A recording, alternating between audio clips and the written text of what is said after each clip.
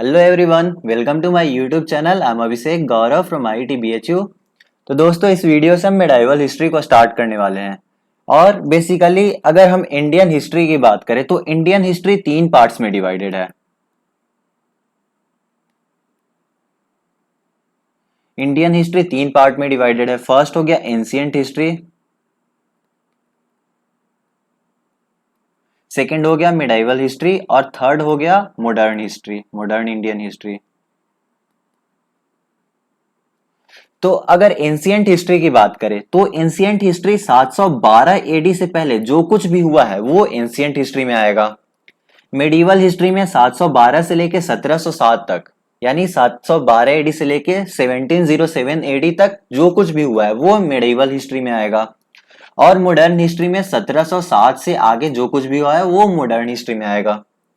तो अब 712 से लेके 1707 तक ही क्यों? तो यहाँ पे ऐसा कोई एक लाइन नहीं है जिससे हम डिवाइड कर सकते हैं। मतलब 712 कोई एग्जैक्ट लाइन नहीं हुआ जो दोनों हिस्ट्री को, यानी एंशियंट हिस्ट्री और मेडिवल हिस्ट्री को डिवाइड करेगा। बट हमने रेफरेंस के लिए 712 एडी ले लिया है और ये 1707 ले लिया। 712 इसलिए लिया है क्योंकि 712 एडी में पहली बार किसी मुस्लिम इन्वेजन हुआ था, यानी भारत पे किसी मुस्लिम आक्रमणकारी का यहाँ पे इन्वेजन हुआ था और वो भारत को जीत गया था। तो 712 एडी में फर्स्ट मुस्लिम इन्वेजन हुआ, इसलिए हमने 712 एडी लिया। और 1707 एडी में औरंगजेब जो था मुगल रूलर, औरंगजेब की मृत्यु होती है, तो इसलिए हमने 1707 दूसरा रेफरेंस पॉइंट ले लिया। तो एक 712 से 1707 हम मेडिवल हिस्ट्री में पढ़ेंगे। अब अगर मेडिवल हिस्ट्री की बात करें तो इसे हम दो पार्ट में डिवाइड कर सकते हैं। फर्स्ट दिल्ली सल्तनत और सेकंड आपका मुगल इंपेयर हो जाएगा। तो पहले हम दिल्ली सल्तनत की बात करेंगे, मुस्लिम इन्वेजन की बात करेंगे, उसके बाद हम मुगल इंपायर पे जाएंगे। तो अब यहाँ पे हम ये सब देखने वाले हैं। तो अगर आप चैनल पे नए हैं तो चैनल को सब्सक्राइब कर ले और अगर वीडियो अच्छा लगे तो वीडियो को लाइक जरूर कीजिएगा, साथ ही साथ दोस्तों में शेयर कीजिएगा। अब ये जो पार्टिकुलर वीडियो है, इस पार्टिकुलर वीडियो में मैं आपको दिल्ली सल्तनत से रिलेटेड हर एक चीज को ब्रीफली टच करते हुए निकलूंगा। मतलब मैं आपको बताऊंगा कि कौन कौन सा डायनेस्टी था, वहां के रूलर कौन कौन थे। तो और उन सब के बारे में डिटेल्ड वीडियो मैं नेक्स्ट वीडियो में बनाऊंगा। मैं सभी डायनेस्टी के बारे में आपको बता दूंगा और उसके बाद उन सभी डायनेस्टी पे एक एक वीडियो बनाऊंगा। तो इस वीडियो में हम केवल बेसिक्स ही देखने वाले, बेसिक इन द सेंस कि वहां पे उस टाइम पे रूलर कौन था, फिर कौन कौन से डायनेस्टी हुए, उनके टाइम में क्या क्या कुछ इंपॉर्टेंट चीजों को हम डिस्कस करेंगे। तो अगर वीडियो अच्छा लगेगा तो लाइक कीजिएगा। अब इसको स्टार्ट करते हैं। अब हम मुस्लिम इन्वेजन ऑन इंडिया ये हम देखेंगे। और हाँ, अगर आपको ये जो पीपीटी है वो अगर पीपीटी चाहिए तो मैं टेलीग्राम का लिंक आपके मतलब डिस्क्रिप्शन में डाल दूंगा, तो वहां से आप जाके ये पीपीटी या फिर ये पीडीएफ जो है वो आप ले सकते हो। तो अब अगर मुस्लिम इन्वेजन की बात करें तो सबसे पहले हम देखते हैं इस्लाम रिलीजन आया कैसे। तो इस्लाम रिलीजन के जो प्रोपाउंडर हैं, यानी जो इस्लाम रिलीजन के संस्थापक हैं, वो हैं हजरत मोहम्मद साहब। और इनका जन्म हुआ था 570 एडी में। कहाँ पे? मक्का में, जो कि सऊदी अरबिया में मौजूद है। इसलिए मक्का जो है इस्लाम रिलीजन को फॉलो करने वाले लोगों के लिए हॉली प्लेस भी है। तो मक्का सऊदी अरबिया में इनका जन्म हुआ 570 एडी में। अब इनकी मृत्यु हो जाती है 632 एडी में। और यही हजरत मोहम्मद साहब जो थे वो इस्लाम धर्म के संस्थापक थे, या फिर इन्हें प्रॉफिट भी कहा जाता है। प्रॉफिट मतलब प्रवर्तक, तो इस्लाम धर्म के प्रवर्तक भी इन्हें कहा जाता है। अब ये तो हो गया इस्लाम धर्म अब तक आ चुका था, यानी 632 एडी तक इस्लाम धर्म आ चुका था। अब इस्लाम धर्म आ चुका था और धीरे धीरे इस्लाम फैल भी रहा था यहाँ पे। तो अब सबसे पहले हम देखते हैं कि इंडिया जो था उसको हिंदुस्तान किसने कहा। तो ईरानियंस जो थे उन्होंने इंडिया को सबसे पहले, यानी हमारा जो कंट्री है भारत, उसे हिंदुस्तान कह के बुलाया।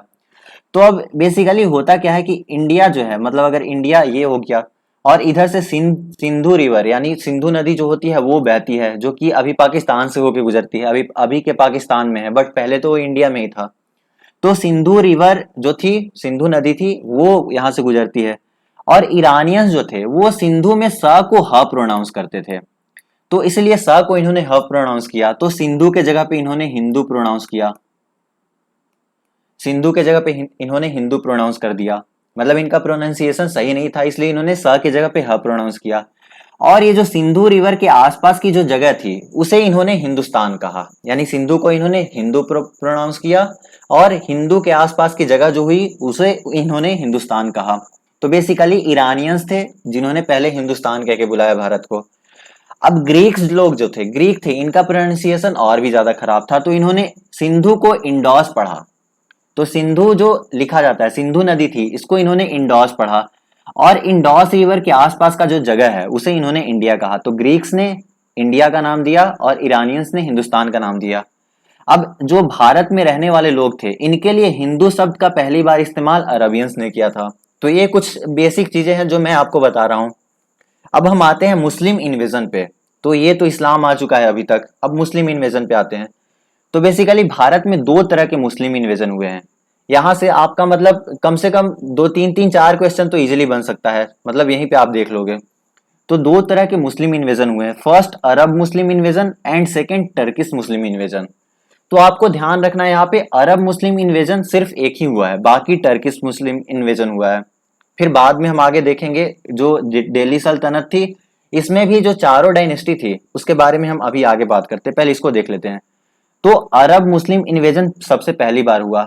अब अरब मुस्लिम इन्वेजन में होता है क्या, 712 एडी में सबसे पहली बार फर्स्ट सक्सेसफुल मुस्लिम इन्वेजन होता है इंडिया में, यानी पहली बार सक्सेसफुल आक्रमण होता है। किसके द्वारा, तो मोहम्मद बिन कासिम के द्वारा। और ये हराते हैं सिंध के रूलर राजा दाहिर को। राजा दाहिर को जो कि सिंध के रूलर होते हैं, इनको मोहम्मद बिन कासिम हराते हैं। और ये जो इंसिडेंट हुआ ये 712 एडी में हुआ। अब इसकी जानकारी हमें कहाँ मिलती है, तो इसकी जानकारी हमें पर्शियन टेक्स्ट चचनामा में मिलती है। तो बेसिकली अभी मैं इतना डिटेल्स में नहीं बताऊंगा, मैं कुछ चीजों को डिटेल्स में बता दे रहा हूं। बट इसके बाद हम आगे देखेंगे मुस्लिम इन्वेजन को एक बार फिर से डिस्कस करेंगे, तो उसमें डिटेल्स में चीजों को देखेंगे, यानी इनके बारे में पढ़ेंगे, मोहम्मद बिन कासिम के बारे में, फिर बाकी जो भी मुस्लिम इन्वेजन हुआ है उनके बारे में पढ़ेंगे। तो पहला जो हमारा था वो अरब मुस्लिम इन्वेजन हुआ। अब इसके बाद होगा टर्किश मुस्लिम इन्वेजन, यानी ये अरब्स ने यहाँ पे अटैक किया पहली बार 712 एडी में, जो कि सक्सेसफुल मुस्लिम इन्वेजन था। मोहम्मद बिन कासिम के द्वारा सिंध के रूलर दाहिर को हराया गया। इसकी जानकारी हमें चचनामा जो कि एक पर्शियन टेक्स्ट है वहां पे मिलती है। अब टर्किश मुस्लिम इन्वेजन होता है इसके बाद। तो अब हम यहाँ पे मेजर मुस्लिम इन्वेजन की बात करेंगे, यानी जो व्यापक लेवल पे बड़े स्तर पे जो अटैक हुआ था। तो दूसरा जो हुआ बड़े लेवल पे अटैक हुआ वो हुआ महमूद गजनी के द्वारा। अब ऐसा माना जाता है, मतलब हिस्टोरियन ने बोला है कि महमूद गजनी ने 17 बार भारत पे आक्रमण किया था। अब इस 17 बार में जो सबसे मोस्ट इंपॉर्टेंट आक्रमण है वो इसका 16वां आक्रमण है, 16th आक्रमण, जो कि इसने 1025 यानी 1025 में करी। कहां पे, सोमनाथ टेम्पल पे। और यहां से वो बहुत ज्यादा सोना और चांदी लूट के ले गया था, साथ ही साथ मंदिर को भी इसने तहस नहस कर दिया था।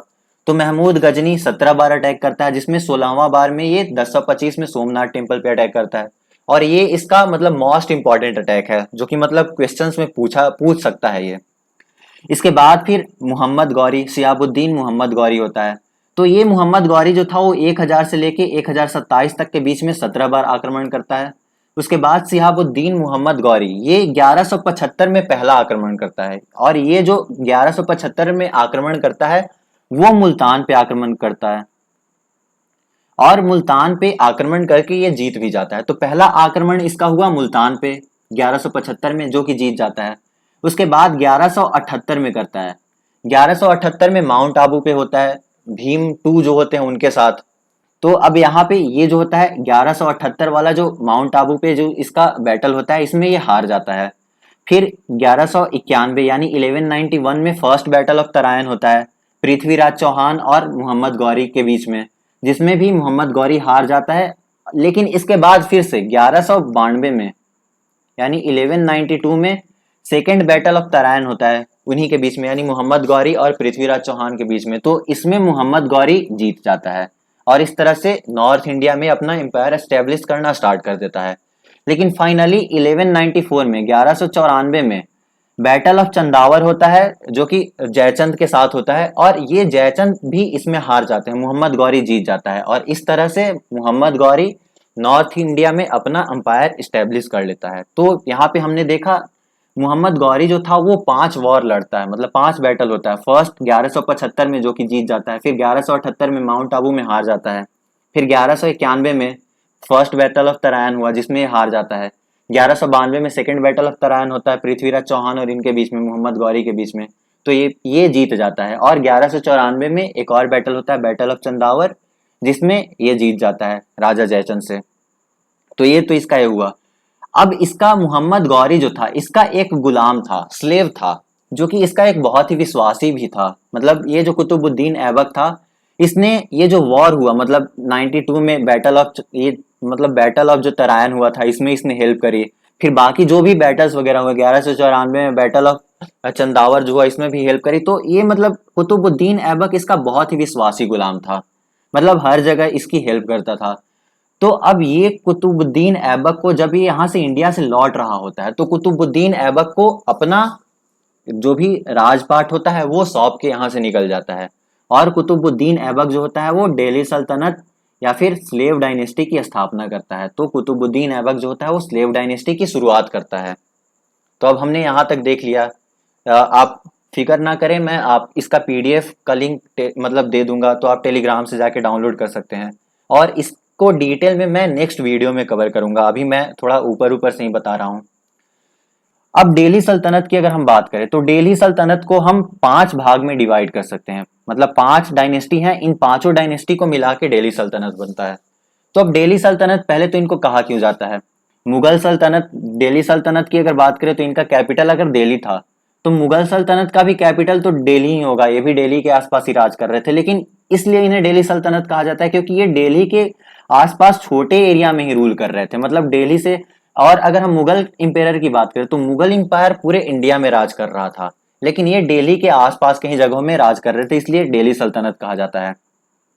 अब दिल्ली सल्तनत 1206 से लेकर 1526 तक के बीच में रूल करती है। 1526 में फर्स्ट बैटल ऑफ पानीपत होता है, जिसके बाद मुगल इंपायर स्टैब्लिश हो जाता है, मतलब मुगल इंपायर का आगमन हो जाता है।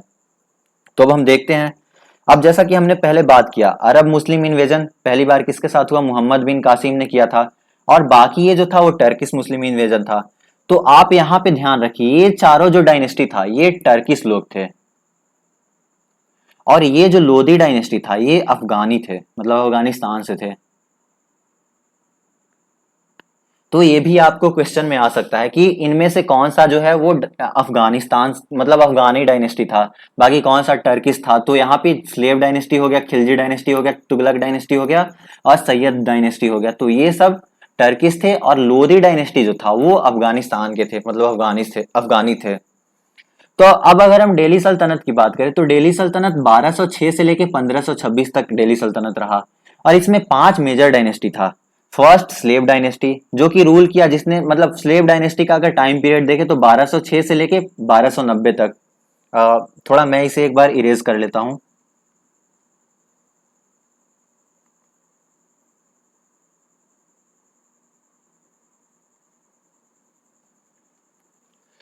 तो अब यहाँ पे ध्यान दीजिए, जैसे आपको यहाँ पे याद क्या रखना है, एक तो 1206 से लेके 1526 तक दिल्ली सल्तनत रहा, दिल्ली सल्तनत का यहाँ पे टाइम पीरियड रहा। अब इस दिल्ली सल्तनत में 5 मेजर डायनेस्टी थी। पहला स्लेव डायनेस्टी, दूसरा Khilji dynasty, third Tughlaq dynasty, और fourth Sayyid, and fifth Lodhi dynasty. तो इन सभी के जो इंपॉर्टेंट रूलर्स हैं उनको हम अगले कुछ वीडियोस में डिस्कस करेंगे। पहले एक बार हम देख लेते हैं इनमें रूलर्स कौन कौन थे। अब आपको ध्यान रखना है, स्लेव डायनेस्टी जो था वो 1206 से लेके 1290 तक स्लेव डायनेस्टी का रूल रहा, मतलब स्लेव डायनेस्टी ने 1206 से 1290 तक रूल किया। तो सबसे पहले तो आपको 1206 याद रखना है और 1526 याद रखना है। तो 1526 में तो ये खत्म ही हो जाएगा। अब दूसरा ये आपको ध्यान रखना है, स्लेव डायनेस्टी जो था वो 1290 तक स्लेव डायनेस्टी का रूल रहा, तो 1290 तक यहां से ये हो गया। अब खिलजी डायनेस्टी जो था वो 30 सालों तक रूल किया था, यानी 30 इयर्स तक खिलजी डायनेस्टी का रूल रहा। तो 1290 से लेके अगर 30 ऐड करें तो 1320 तक हो गया। तो खिलजी डायनेस्टी यहाँ पे 1290 से 1320 हो गया। तुगलक डायनेस्टी की बात करें तो आप यहाँ पे 1320 पे खत्म हुआ, तो यहाँ 1320 से स्टार्ट होगा। 1320 से लेके अब इसको आपको 1414 में ब्रेक कर देना है, तो 1320 से लेके 1414 तक, यानी 1300 के बाद तो 1414 ही आएगा। तो आपको यहाँ पे 1414 इस तरह से याद रख लेना है। 1320 से 1414 तक हो गया। फिर सैयद डायनेस्टी, ये 1414 अगर है तो 1414 से स्टार्ट होगा, लेकिन आपको यहाँ पे एक चीज 1451 यहाँ पे ध्यान रखना है। तो 1451 तक सैयद डायनेस्टी हुआ। फिर लोधी डायनेस्टी 1451 से 1526 तक, इसकी हमने बात कर ली। तो ये सब डायनेस्टी हो गए। ये जो थे वो टर्किश थे, और ये जो लोधी डायनेस्टी था वो अफगानी था, मतलब इसके रूलर जो थे वो अफगानी थे। तो ये आपको ध्यान रखना, एक क्वेश्चन में आ सकता है। अब नेक्स्ट हम स्लेव डायनेस्टी की बात करते हैं। तो स्लेव डायनेस्टी का रूल कब से कब तक रहा? इन्होंने 1206 से लेकर 1290 तक रूल किया। अब इसके फर्स्ट रूलर जो थे वो कुतुबुद्दीन ऐबक थे। कुतुबुद्दीन ऐबक के हम बारे में हमने बात करी। कुतुबुद्दीन ऐबक जो थे वो मोहम्मद गौरी के गुलाम थे, स्लेव थे। तो यहाँ से स्लेव डायनेस्टी का मतलब भी होता है गुलाम वंश। स्लेव का मतलब होता है गुलाम, तो हिंदी में इसे गुलाम वंश कहा जाता है। तो स्लेव डायनेस्टी यानी गुलाम डायनेस्टी के संस्थापक कौन हुए? कुतुबुद्दीन ऐबक यहाँ पे हुए। कुतुबुद्दीन इसीलिए स्लेव डायनेस्टी भी कहा जाता है, जिन्होंने रूल किया 1206 से लेकर 1210 तक। अब बेसिकली हम जो भी डायनेस्टी देखेंगे उनके फर्स्ट रूलर जो थे, मेजरली आप देखोगे कि वो 5-6 साल के आसपास तक ही रूल कर रहे हैं। जैसे यहाँ पे कुतुबुद्दीन ऐबक की बात करें तो ये 6 से लेकर 10 तक रूल किया, यानी इन्होंने 4 साल तक रूल किया। अब एक चीज यहाँ पे ध्यान देना है कि ये जो थे, इनका जो कैपिटल था वो लाहौर में था। यहाँ पे आपको कुतुबुद्दीन ऐबक दिख रहे हैं, तो इनका कैपिटल लाहौर में था। तो इसीलिए ये जो कैपिटल था, मतलब अगर रियल फाउंडर ऑफ दिल्ली सल्तनत की बात करें, अगर क्वेश्चन में पूछा जाए तो आपको शमसुद्दीन इल्तुतमिश बताना है। लेकिन अगर स्लेव डायनेस्टी के फाउंडर कौन थे ये अगर पूछा जाए तो आपको कुतुबुद्दीन ऐबक बताना है। क्योंकि ये भी था कि कुतुबुद्दीन ऐबक जो थे उन्होंने कभी भी सुल्तान का टाइटल धारण नहीं किया था। ये मलिक या फिर सिपा सालार जो होता है, मतलब इन सब चीजों के बारे में हम बात करेंगे, लेकिन आप एक बार याद कर ले, ध्यान में रखे तो बेहतर होगा, अगले वीडियो में आपको अच्छे से समझ में आएगा। तो कुतुबुद्दीन ऐबक ने कभी भी सुल्तान का टाइटल धारण नहीं किया था। ये अपने आप को मलिक और सिपा सालार का टाइटल ही दिया करता था। तो इसीलिए ये दिल्ली सुल्तान मतलब दिल्ली सल्तनत का पहला रूलर नहीं था। दूसरी बात, इसका जो कैपिटल था वो लाहौर में था। तो इसीलिए दिल्ली सल्तनत का अगर फाउंडर पूछा जाए, फिर दिल्ली सल्तनत को किसने बनाया, तो दिल्ली सल्तनत का पहला सुल्तान पूछा जाए, यानी दिल्ली सल्तनत का पहला सुल्तान कौन था, तो वहां पे आप शमसुद्दीन इल्तुतमिश बताएंगे, क्योंकि ये पहला सुल्तान था। मतलब इसने पहली बार, ये पहला रूलर था जिसने सुल्तान की उपाधि धारण किया। तो अब यहाँ पे कुतुबुद्दीन ऐबक हो गया 1206 से लेकर 1210 तक, स्लेव डायनेस्टी का फाउंडर। लेकिन ये दिल्ली सल्तनत का सुल्तान नहीं था, क्योंकि इसने सुल्तान की उपाधि नहीं धारण करी। फिर इसके बाद 1211 से 1236 तक इल्तुतमिश आता है। अब इल्तुतमिश यहाँ पे पहला सुल्तान होता है, ये चीज हमने देख लिया। अब यहाँ पे आप एक चीज और देखो, कुतुब मीनार के बारे में आपने सुना होगा, जो कि दिल्ली में है। तो अब कुतुब मीनार को बनाया किसने?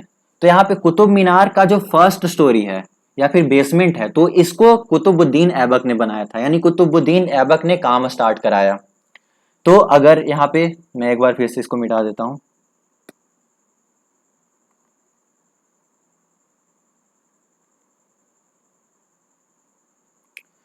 तो यहाँ पे अगर हम देखें तो कुतुब मीनार जो है वो 5 स्टोरी बिल्डिंग है। अगर आप देखोगे तो 5 स्टोरी बिल्डिंग है, first story, second, third, fourth and fifth.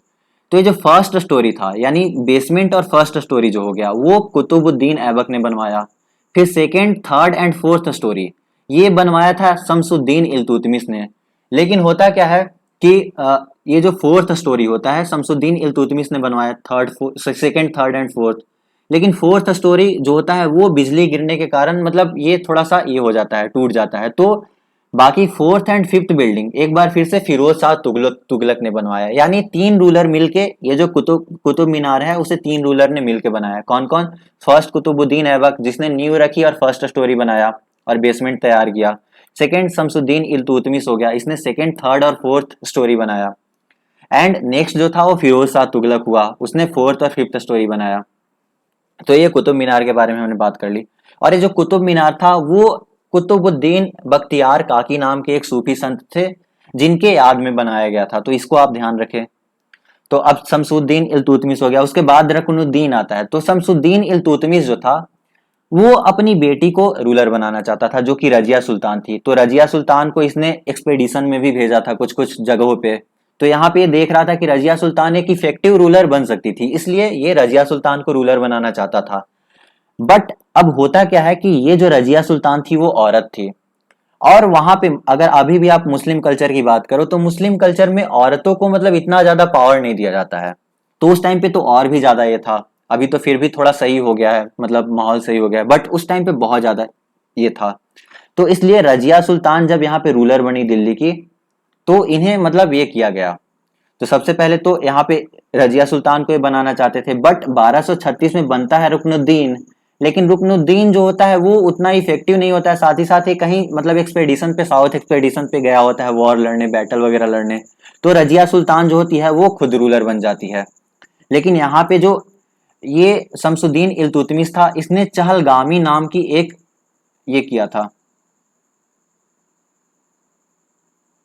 चहलगानी या फिर चालीसा भी कहा जाता है।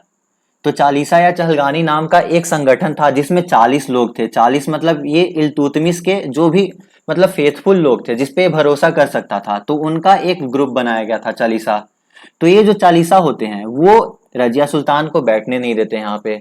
और रजिया सुल्तान 1236 से लेके 1240 तक रूल करती है। 1240 में इन्हें हटा दिया जाता है और फिर बाद में कॉन्स्पायर करके रजिया सुल्तान की हत्या भी कर दी जाती है। तो वो हम आगे देखेंगे जब वो देख रहे होंगे।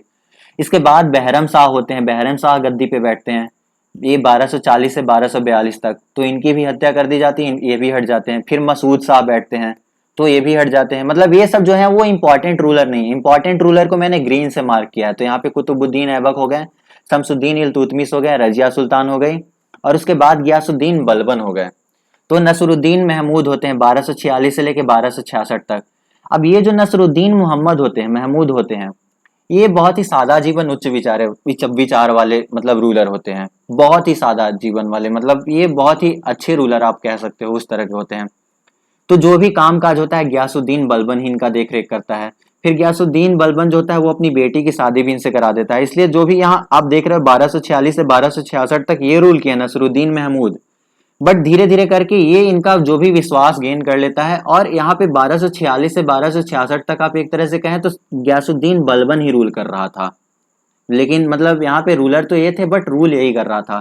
लेकिन अगर हम सीधे तौर पे देखें तो 1266 में ये अपने आप को रूलर घोषित करता है। 1266 से 1286 तक ये रूल करता है गयासुद्दीन बलबन। अब इसने पैबोस पाबोस और सिजदा नाम का पर्सियन कल्चर था, इसे इंट्रोड्यूस किया। तो पाबोस और सिजदा का मतलब होता है बेसिकली, पाबोस का मतलब होता है कि पाँव को चूमना। तो अगर आप कहीं भी रूलर को देख रहे हो तो उसके पाँव को चूमना है आपको। सिजदा हो गया मतलब साष्टांग प्रणाम करना, मतलब लेट के जो प्रणाम किया जाता है, तो वो करना हो गया। तो गयासुद्दीन बलबन ये था, ये अपने आप को मतलब गॉड की परछाई, मतलब जिल्ले इलाही हो गया, तो गॉड की परछाई मानता था। भगवान का जो धरती पे परछाई है वो ये है, मतलब इसलिए क्योंकि लोग इसकी रिस्पेक्ट करें। तो ये हो गया। उसके बाद फिर कैकुआबाद आता है, कैकुआबाद की हत्या कर दी जाती है, और इसके बाद खिलजी डायनेस्टी स्टार्ट हो जाता है। तो पहले हमने स्लेव डायनेस्टी को देखा, 1206 से 1290 तक हुआ। पहला रूलर कुतुबुद्दीन ऐबक, दूसरा शमसुद्दीन इल्तुतमिश जो इंपॉर्टेंट रूलर हैं, third Razia Sultan, and fourth Ghiyasuddin Balban. तो इनके बारे में हम नेक्स्ट वीडियो में डिस्कस करेंगे, जब स्लेव डायनेस्टी डिस्कस कर रहे होंगे उस टाइम पे। अब नेक्स्ट डायनेस्टी आता है खिलजी डायनेस्टी, जो कि 1290 से 1320 तक। अब ये जो था ये 30 सालों तक खिलजी डायनेस्टी का रूल रहा। तो दिल्ली सल्तनत में अगर आपसे क्वेश्चन पूछे कि सबसे कम टाइम तक को के लिए किनका रूल रहा, तो खिलजी डायनेस्टी का सबसे कम टाइम के लिए रूल रहा। और सबसे ज्यादा अगर बात करें तो सबसे ज्यादा यहाँ पे तुगलक डायनेस्टी का हो जाएगा। तुगलक डायनेस्टी लगभग 94 ईयर्स तक इनका रूल रहा, और खिलजी का 30 ईयर्स, 30 सालों तक रूल रहा। तो तुगलक सबसे ज्यादा हो जाएगा, एंड उसके बाद आपका मतलब सबसे कम जो होगा वो खिलजी डायनेस्टी हो जाएगा। तो ये भी क्वेश्चन आपसे पूछा जा सकता है। अब खिलजी डायनेस्टी के फाउंडर थे जलालुद्दीन खिलजी। जलालुद्दीन खिलजी के बेसिकली अलाउद्दीन खिलजी जो थे वो भतीजा थे, भतीजा या फिर सन इन लॉ भी थे, मतलब दामाद भी थे। अब होता क्या है कि जलालुद्दीन खिलजी उनको मार के 1290 से 1296 के बीच में, मतलब ये रूलर तो बन जाते हैं 1290 में, बट 1296 में अलाउद्दीन खिलजी धोखे से जलालुद्दीन खिलजी की हत्या कर देते हैं, और उसके बाद ये रूलर बन जाते हैं अलाउद्दीन खिलजी। अब अलाउद्दीन खिलजी जो था वो दिल्ली सल्तनत में बहुत मतलब काम बहुत कुछ किया था ये, तो इसलिए ये अलाउद्दीन खिलजी यहाँ पे खिलजी डायनेस्टी में मोस्ट इंपॉर्टेंट आप रूलर मार्क कर सकते हो। इसके बारे में क्वेश्चन पूछा जा सकता है, और क्वेश्चन पूछा भी जाता है। दूसरा, उसके बाद मुबारक खान आया। अलाउद्दीन खिलजी की मृत्यु के बाद मुबारक खान आया। अब मुबारक खान जो था वो बहुत ही मतलब मुबारक खान और एक खुसरो शाह जो है वो बहुत ही ज्यादा इनफिशियंट रूलर थे।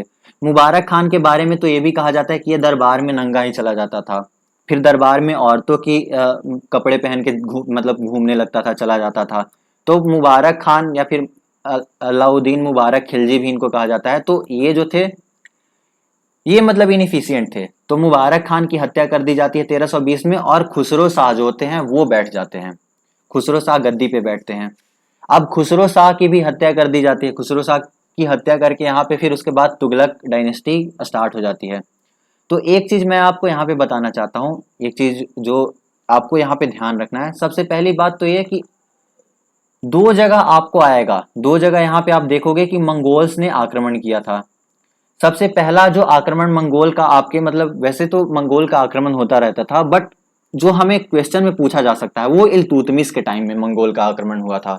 अब ये मंगोल थे कौन? मंगोल बेसिकली जो चाइना वाला रीजन है वहां पे मंगोल रूल किया करते थे। अरे मंगोल बहुत ही ज्यादा क्रूर होते थे।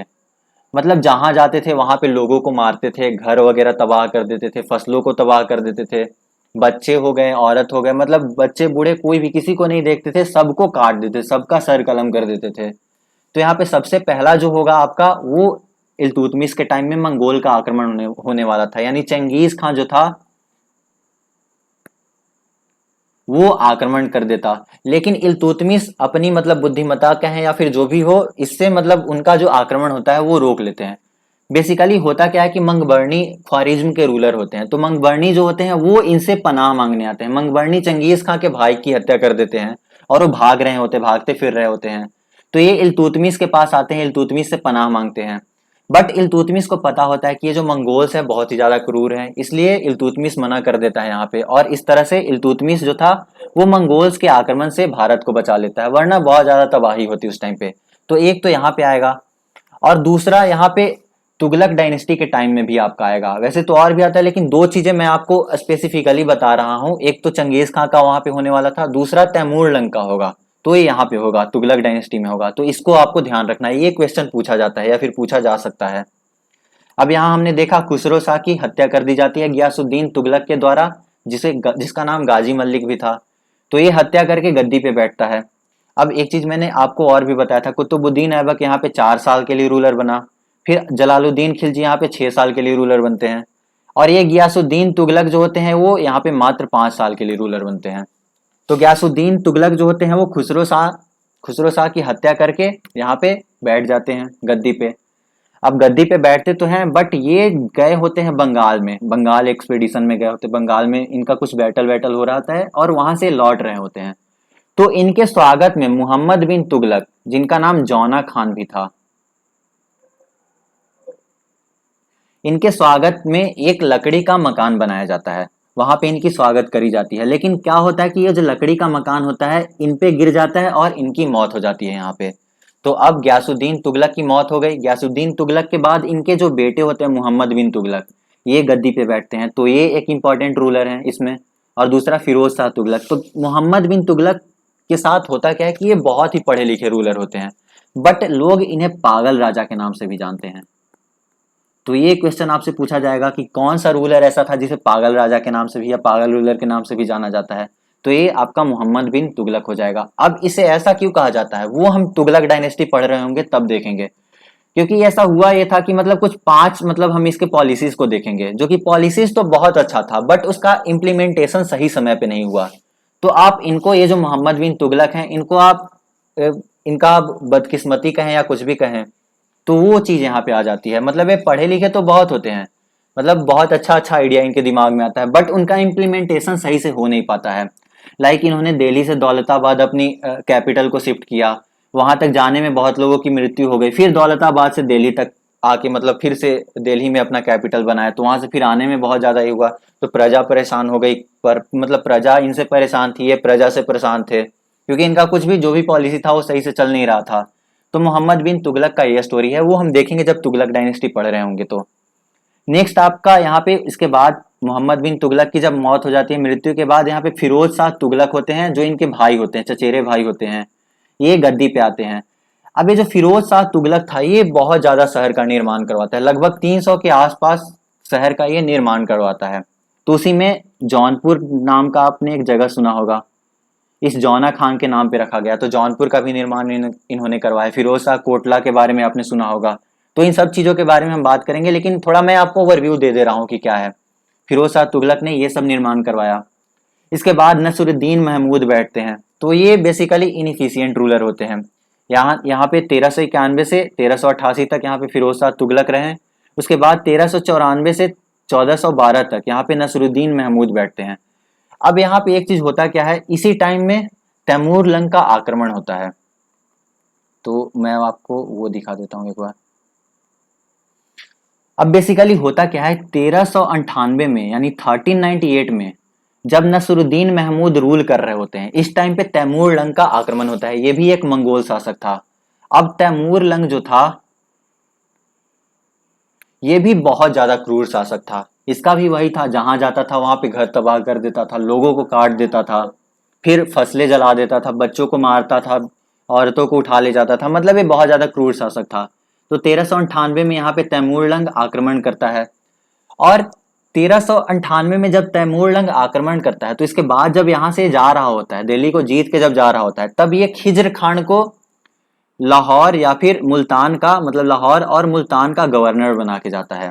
खिज्र खान, जो कि अभी पिक्चर में आएंगे इसके बाद। तो खिज्र खान को ये बना के जाते हैं। अब खिज्र खान करता क्या है कि यहाँ पे देखता है, जब मतलब 1412 तक में तो इनको हरा के चला जाता है। तो जब देखता है खिज्र खान की यहाँ की गद्दी जो होती है, दिल्ली की गद्दी जो होती है वो खाली हो चुकी है, तो 1414 में ये आके रूलर बन जाता है। तो बेसिकली यहाँ पे आपने देखा होगा, यहाँ पे 1394 से लेकर 1412 तक ही लिखा है, बट तुगलक डायनेस्टी मैंने यहाँ पे 1414 तक लिखा है। तो ये इसलिए था क्योंकि 2 साल तक दिल्ली का जो तख्त था वो खाली रहा था, दिल्ली की गद्दी खाली रही थी। तो यहाँ पे 2 साल तक कोई रूलर नहीं था। इसके बाद खिज्र खान आता है और सैयद डायनेस्टी की शुरुआत करता है। तो इसमें बेसिकली कोई भी मतलब ज्यादा इंपॉर्टेंट रूलर है नहीं। इसमें खिज्र खान हो गए 1414 से लेके 1421 तक। उसके बाद मोहम्मद शाह हो गए। तो मोहम्मद शाह के बारे में है कि ये पहले ऐसे रूलर थे जिन्होंने शाह की टाइटल ली, यानी शाह की उपाधि धारण करी। उसके बाद मुबारक शाह और आलम शाह, ये दोनों जो होते हैं वो बिल्कुल ही इनएफिशिएंट रूलर होते हैं। इनफैक्ट आलम शाह जो होता है वो तो दिल्ली से भाग जाता है। दिल्ली से भाग के बदायूं नाम का एक जगह होता है, सॉरी बुडौन नाम का एक जगह होता है, वहां पे जाके छिप जाते हैं। मतलब अपने जो आखिरी के कुछ साल होते हैं, मतलब जो जीवन होता है, वो बुडौन में जाके बिताते हैं, दिल्ली से भाग जाते हैं। और इस तरह से इब्राहिम लोदी पिक्चर में आता है, सॉरी बहलोल लोदी पिक्चर में आता है। तो बहलोल लोदी यहाँ पे बिना वॉर किए हुए ही दिल्ली सल्तनत पे आ जाता है, क्योंकि ये तो यहाँ से भाग चुके हैं, आलम शाह तो यहाँ दिल्ली से भाग चुके हैं, दिल्ली को छोड़ के। तो बहलोल लोदी यहाँ पे आता है और दिल्ली सल्तनत की स्थापना सॉरी लोदी डायनेस्टी की स्थापना करता है। अब यहाँ पे लोदी डायनेस्टी 1491 से 1526 तक होगा। इसके स्थापना किसने करी, तो बहलोल लोदी ने 1491 से 1489 तक। तो इन्होंने थोड़ा अच्छे खासे टाइम तक रूल किया था। बट बाकी जो भी रूलर थे उसको तो हमने देख लिया। फर्स्ट रूलर जो थे वो 5-6 साल में ही निपट जा रहे थे। इधर भी देखे तो 14 से 21 तक यानी 7 साल। तो बाकी सब रूलर मतलब वैसे ही थे, 6-7 साल में लगभग निपट गए थे। लेकिन ये थोड़ा अच्छे समय तक बहलोल लोदी ने रूल किया। अब इसके बाद बहलोल लोदी के बाद सिकंदर लोदी आता है। तो सिकंदर लोदी के बारे में आप अभी एक बात ये याद रखें कि सिकंदर लोदी ने पहली बार आगरा को अपनी राजधानी बनाया था, और आगरा शहर भी इसी ने बसाया। 1506 में आगरा शहर को बसाया, और ये आगरा को अपना कैपिटल बनाता है सिकंदर लोदी। सिकंदर लोदी भी मतलब अच्छा खासा रूलर था, इफिशियंट रूलर था। बट उसके बाद इब्राहिम लोदी आते हैं। इब्राहिम लोदी 1517 यानी 1516 तक सिकंदर लोदी का रूल होता है। उसके बाद इब्राहिम लोदी आता है। अब इब्राहिम लोदी के टाइम में ही यहाँ पे बाबर और इब्राहिम लोदी के बीच में फर्स्ट बैटल ऑफ पानीपत होता है।